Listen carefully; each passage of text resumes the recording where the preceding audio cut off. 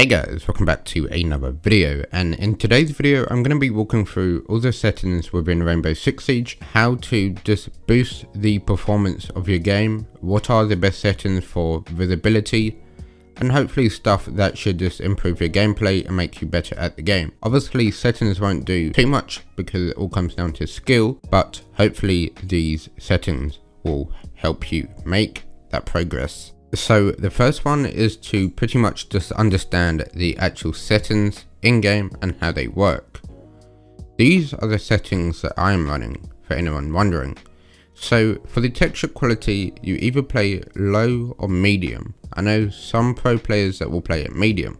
Playing at medium, I guess, can give a overall better quality of the game and will be easier to kind of spot enemies at a distance or to spot enemies overall. However, playing medium will require a lot more FPS, or I should say your FPS is going to be lower. Obviously there are a lot more pro players that play low. I personally play low. Texture filtering should also be linear. If you put it on the highest, it will just make your game look really HD, and for the competitive sake of the game, you just want to put it on linear.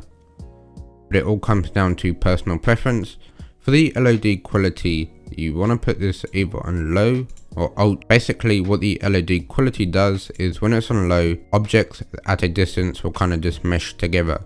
So if a operator is within 20 meters away, his head will be a triangle shape. If you put it on ultra, everything at a distance will just look how it should. So I put it on ultra with texture quality on low, shadow, medium, just so you can see the operator shadows before they walk in, depending on the lighting of the objective. Putting this on medium will help a lot, and then you can get some pre-fires. Everything else is off. As of for the display, you want to make sure that VSync is off. The aspect ratio is completely up to you. Some people play 4:3, some people play 16:9, some people play 16:10. Completely up to you. I play 5:3, which is between, where the hell is 5:3? So this is 16:10, this is 16:9, 5:3 is just in between. Some people play 16:10 because it gives the same sort of effects that 4:3 does, but it looks more like 16:9, so you could play that. But since I am a content creator, I play at 5:3 just so the game looks normal. As of for the field of view, you want to play between 80 and 90. Anything lower is just not good for you. So you can either play 84, a lot of people play, or 90. 84 I would recommend if you only play holographic side. If you never use an ACOG, I would recommend you play 84. The reason I play 90 is so I can just get a view of the entire objective around me. So if I rush an objective, I'm not so tunnel visioned, like just in what's in front of me, like if you were to play 84. Whereas if I play 90, I can kind of see a 180-degree angle of what's in front of me. So I think playing 90 really helps. Okay, so that's just the first one, understanding the actual settings in the game and obviously making your own preference based on what each of them do. The next thing I wanted to talk about is the Nvidia control panel. Basically, if you have Nvidia and you right click the desktop, it should come up with Nvidia control panel. This is if you have a Nvidia card. So you click on that and it will open this. On the left hand side, if you go to manage 3D settings, it will come up with global settings and program. If you do global settings, it will apply these settings for every single game in your PC. Program settings, you can select a specific game, you can press add, and then it should come up with games within your thing, or you can add a selected program and specify where that game is located. So if you come in the Nvidia settings, and pretty much the most important ones are texture filtering quality, you want to put this to high performance. Texture filtering quality, you want to put this to high performance. This will override the quality side of the game, so your PC will put in as much performance into the game rather than making the game look beautiful. So FPS is more important than the game looking good. if you are in the competitive side of the game, so make sure that's on high performance. Vertical sync you can have on in here or off. Over a lot of testing over the years, I found out having VSync off or on in here really doesn't make too much of a difference. Because I have VSync off in game, I like to have it on in here.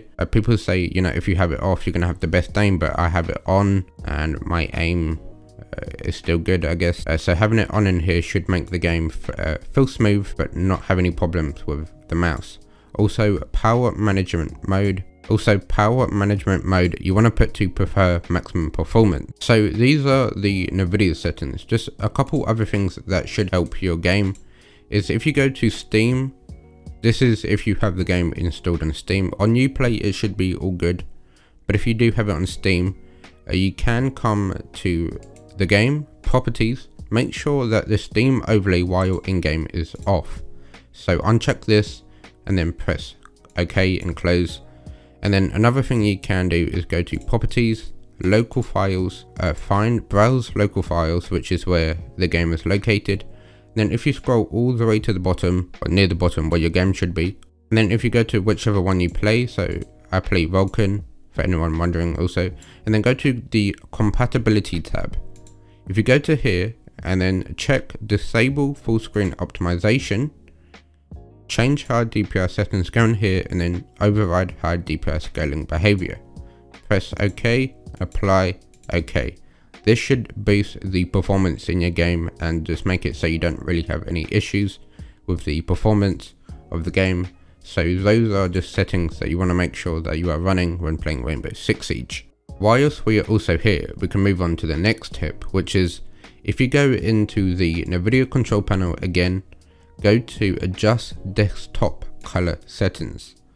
You will find a settings that says digital vibrance. Change this from 50 to 100, between 90 to 100. If you find it that is too, you know, vibrant, you can switch it down, but I do recommend having it high. I have mine at 50 because on my monitor, I have my monitor settings so the vibrance is high. If you do have a vibrant setting in your monitor, I recommend you put it at the highest. So either change it in here to 100 or change it on your monitor to the max performance. Not performance, but you know, sort of vibrant setting. Just so for people that didn't know how to do that, make sure you have your vibrance either in here or your monitor on the highest. Okay, this setting is weird because I don't know if it's actually proven or if it's like a placebo effect, but I found that if you go to display calibration, I think the default brightness is 75, which looks completely washed out, like the game is just grey. And I know that if you have it at 75, or some people have it at like 70, 75, or even like 65, I think default was 75. I found that if you have your brightness at 75 in-game or around there, and the brightness on your monitor down, the game won't look as good or vibrant and it will kind of look washed out. So turning the brightness down in-game to like 50, I have mine at 53 personally. But if you turn it down in-game and then turn the brightness on your monitor up, that should hopefully fix the whole, you know, your game looking washed out or it looking too grey. And putting your brightness down in-game, turning it up on your monitor should make the game more vibrant and make things stand out and just make the game look better. So rather than having the brightness high in-game and on the monitor having it low, you want to flip it around, so make sure that that is like that. Obviously personal preference on how you want your game to look, but I found that doing that should make the game look more better. As for the next tip, which is very small, is if you go to your interface preferences and then go to show teammate name, which should be somewhere here. I found that having this off really helps in very low situations. Like this doesn't happen too much, but when that does happen, you should have this off. Well, you just have it off all the time anyway, because when you do encounter that situation, it would just be a lot easier for you, and winning that one gunfight could win you the whole game, which could progress you into the next rank. So having the teammate name off, you're gonna think, what the hell, why? Basically, if you are looking at an enemy and your teammate is behind the enemy through a wall, their name is going to cover the enemy and the name will just be distracting, or I believe it covers the enemy. If not, the name will be distracting anyway, but I do believe the name will overlay the enemy. But having the outline on, so you still know who you're looking at, if there's a buck behind the enemy or Habana, and then you can quickly open the scoreboard just to see who is playing the operator. So that's a small one, but you should do. For the final one, which I was debating whether to make because I have hearing problems, so I don't know if this audio trick will work for you, but basically I found that having your master volume, so people might put it 100, so and so on, but I found that if you put it lower in game and then download something called Voicemeter, which I use here, and then these are my volumes that plays through my headset. So usually if you wouldn't have this program, it would be set at 0, and then in game you would normally, so if I didn't have Voicemeter, my audio would be at 100. But then I've tested that out and I found it very hard to hear, you know, very specific things in game. But then when I put it lower in game, but then turned it higher in Voicemeter up to 7, so plus 7 decibels, I should say, my bad. I then found that the game was a lot easier to hear in terms of like footsteps and so on and so on. I don't know, like I said, I was debating whether to include this one, but I do believe if you put your volume in game lower and turn it up in Voicemeter, which you can probably find a tutorial on how to download it, and then, you know, link up your headset through Voicemeter, turn the volume in that higher, and then turn the volume in Rainbow lower to a suitable, you know, fix for you, or volume for you, I guess, and the game will sound a lot better than if you were to not have Voicemeter and just have the volume high in game. I don't know if that's a proven thing, but personally for me that does sort of fix a problem. Or if you're having problems with your headset where 100 is too quiet, you can put it lower, download Voicemeter and put the volume higher.